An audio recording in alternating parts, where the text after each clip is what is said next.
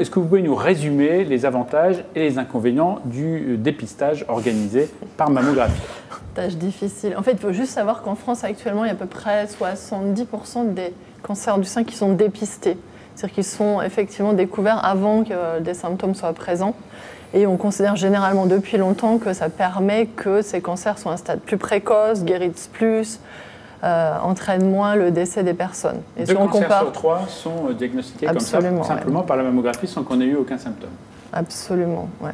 Et donc tout repose sur des études qui sont déjà un petit peu anciennes pour certaines et qui ont démontré que dans une population où on faisait du dépistage par rapport à la même population, donc tirée au sort, chez qui on ne faisait pas de dépistage, on diminuait le risque de mourir par cancer du sein à peu près de 20%. Donc le dogme, c'est ça, une diminution du risque de mourir par cancer du sein d'une personne sur 5 atteinte de cancer, donc c'est quand même quelque chose de non négligeable. C'est pas parfait non plus, on aimerait mieux que ça diminue de 3 sur 5, voire de 5 sur 5. Voilà. Les inconvénients du dépistage, aujourd'hui on considère que les avantages sont plus importants que les inconvénients en France à partir de 50 ans jusqu'à 74 ans. Chez les femmes plus jeunes, il y a moins de risques de cancer et on considère que les inconvénients sont plus importants que les bénéfices, enfin c'est en discussion. Chez les femmes plus âgées, même chose, pour des raisons différentes. Et donc les inconvénients... Avant 50 ans et après 74 ans, donc 75 ans, là, théoriquement, sauf si votre médecin vous l'a recommandé, il n'y a pas de raison de faire du dépistage. En fait, ça va plus être une question de rapport bénéfice-risque. C'est-à-dire si vous êtes plus à risque et vous êtes jeune, ça a un sens. Oui. Chez la plupart des femmes, ça n'a pas vraiment de sens à cause des inconvénients. Et chez les femmes plus âgées, c'est plutôt en fonction d'autres pathologies qu'elles peuvent présenter. Et on a beaucoup de surdiagnostics. On va dépister des cancers qui n'auraient pas évolué chez les femmes âgées. C'est un peu la problématique.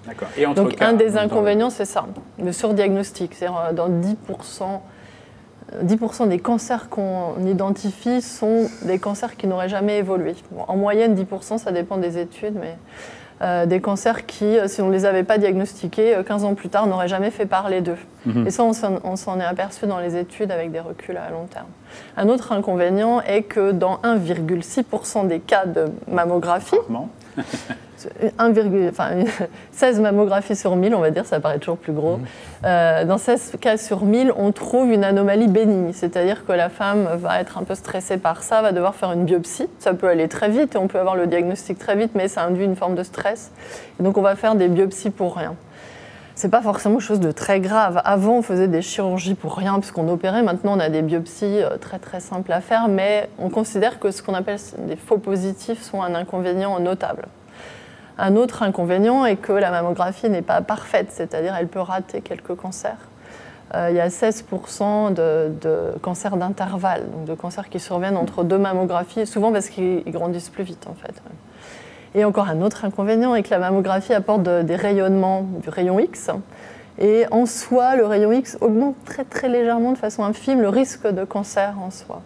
Et donc, en fait, évidemment, le risque est bien moindre que les décès évités. On nous reproche souvent, effectivement, de ne pas parler des risques. Donc là, enfin, des inconvénients, là, on en a parlé très clairement.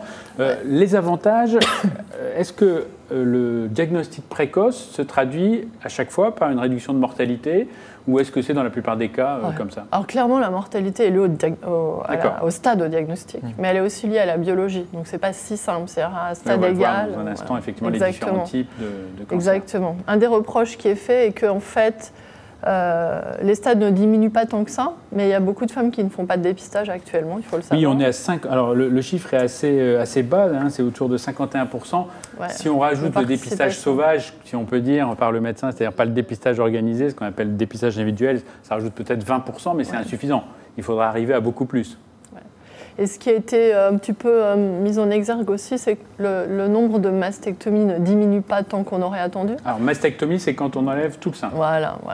Mais en fait, c'est contrebalancé par actuellement une tendance à beaucoup de femmes qui demandent des mastectomies et puis un certain nombre d'autres raisons qui font que ça, c'est pas très utilisable comme chiffre. Mais par contre, par exemple, les traitements de chimiothérapie ont nettement diminué dans les dernières années. Donc l'idée, c'est que avoir un cancer plus avancé égale plus de mastectomie, plus de chimiothérapie. Donc, si on le dépiste plus tôt, non seulement on va moins en mourir, ce qui est quand même majeur, mais aussi on aura des traitements moins lourds. On aura une hormonothérapie moins longue. Je pense que ça impacte aussi notablement. Donc ça montre bien pourquoi on a intérêt à faire le dépistage. Pour l'instant, c'est clair. C'est clair. Moi, je pense que le rapport bénéfice-risque est en faveur.